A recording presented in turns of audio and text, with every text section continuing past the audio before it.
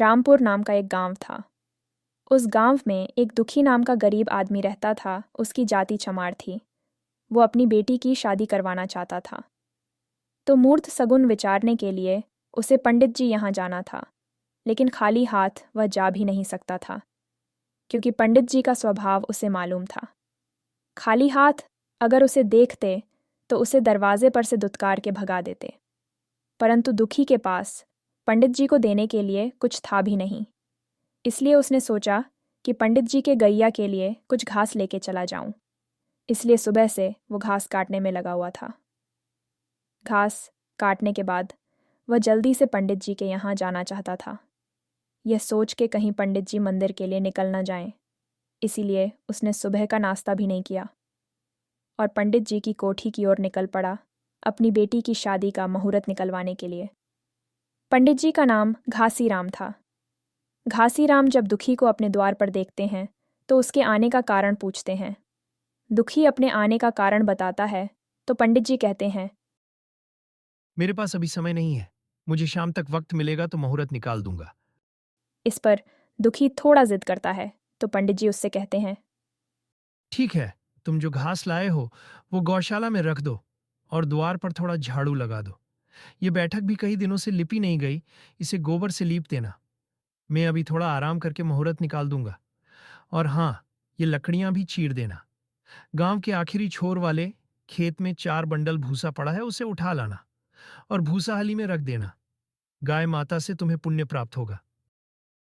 फिर घासीराम आराम करने चला गया।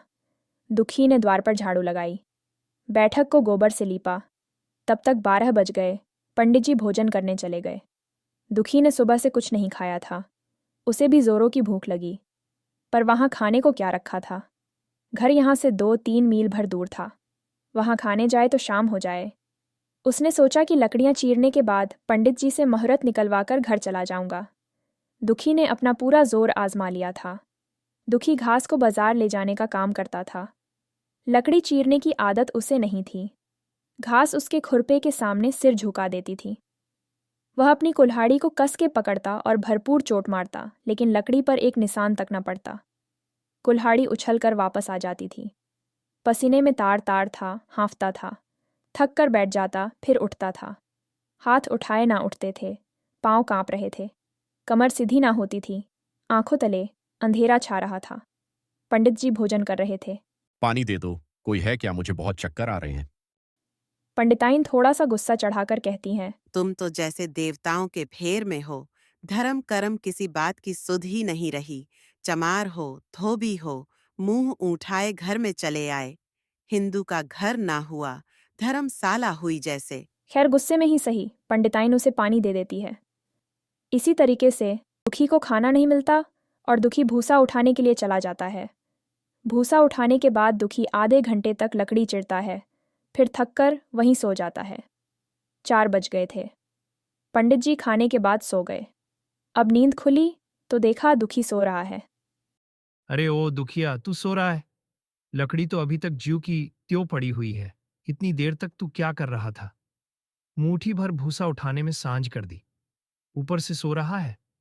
उठा ले कुल्हाड़ी और लकड़ी फाड़ डाल। तुमसे जरा सी लकड़ी नहीं फटती, फिर शादी का मुहूर्त सगुन भी वैसे ही होगा। देखना, मुझे दोष ये मत सब देना फिर। सुनकर दुखी ने फिर कुल्हाड़ी को उठाया। भूख से पेट पीठ में ढसा जा रहा था, पर दिल को समझाकर उठा। पंडित है, कहीं शादी का मुहूर्त सगुन ठीक से न विचारे तो फिर सत्यानाश ही हो जाए। तभी तो संसार में पंडितों का इतना मान है। मुहूर्त का ही तो सब खेल है, जिसे चाहे बिगाड़ दे और जिसे चाहे सवार दे। पंडित जी उसके पास आकर खड़े हो गए और बढ़ावा देने लगे। हाँ, मार कस के मार और जोर से मार। तेरे हाथ में तो जैसे दम ही नहीं है, लगा कस के देख फटी जा रही है। मार, उसी दरार में मार।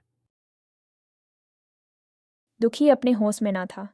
न जाने कौन सी गुप्त शक्ति उसके हाथों को चली आ रही थी। वह थकान, भूख, प्यास, कमजोरी सब भूल गया था। उसे अपने बाहुबल पर स्वयं विश्वास नहीं हो रहा था। एक एक चोट वज्र की तरह पड़ती थी। आधे घंटे तक वह इसी उन्माद में लगा रहा। अंजाम यह हुआ कि लकड़ी बीच से फट गई और दुखी के हाथ से कुल्हाड़ी छूट कर गिर पड़ी। इसके साथ ही वह चक्कर खाकर गिर पड़ा, भूखा, प्यासा, थका हुआ शरीर जवाब दे गया। पंडित जी पास जाकर देखे तो उसका शरीर अकड़ा हुआ था। दुखिया लकड़ी चीरते चीरते मर गया। एक क्षण में पूरे गांव भर में यह खबर आग की तरह फैल गई। पूरे ब्राह्मणों की बस्ती थी।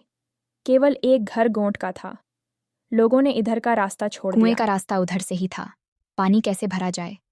चमार की लाश के पास से होकर पानी भरने कौन जाए? एक बुढ़िया ने पंडित से कहा, मुर्दा फेंकवाते क्यों नहीं? कोई गांव में पानी पिएगा या नहीं?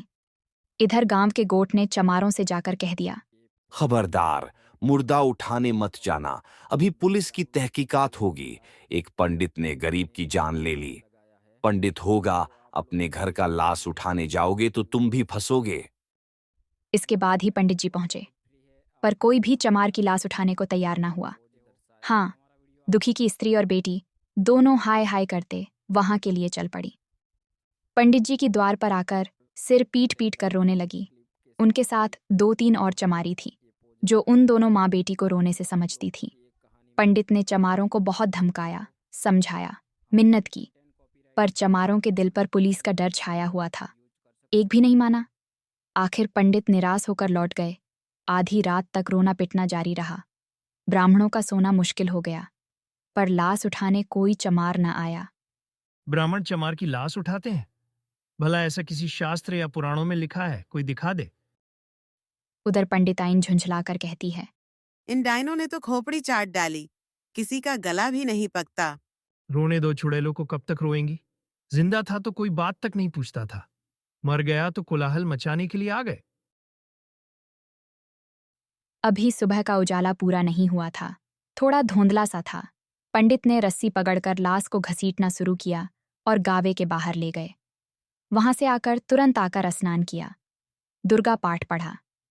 कहानी के अंत में यही कहना है कि दुखिया के शरीर का अंत हुआ, लेकिन उसकी सद्गति कहाँ हुई? क्या हमारा समाज कभी उन जंजीरों को तोड़ पाएगा जो इंसान को इंसान नहीं समझता? ये कहानी सिर्फ दुखिया की नहीं, बल्कि हर उस इंसान की है जिसे जाति, गरीबी और अमानवीयता ने कुचल दिया है। क्या हर इंसान को आज भी वो सम्मान, बराबरी और न्याय मिल रहा है जिसका वो हकदार है? आपको क्या लगता है, कमेंट करके ज़रूर बताएं। और ऐसी कहानी सुनने के लिए आप हमारे चैनल को फॉलो कर सकते हैं।